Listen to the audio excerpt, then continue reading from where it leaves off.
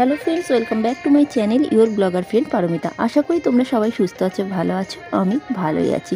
আমরা winter special কাজটা complete করে ফেললাম। মানে বুঝতেই পারছো, বাঙালিদের কম বেশি সবারই খুবই পছন্দের জিনিস, সেটা বড়ি দেওয়া, সেটা আমরা দিলাম। হ্যাঁ, তোমরা বলতে পারো যে পৌষ মাসে বড়ি দিতে নেই, তো আমরা কিন্তু পৌষ মাসে দেইনি, আমরা অজ্ঞান মাসে একদম লাস্টে একদিন কি দুদিন থাকতে থাকতে দিয়েছি।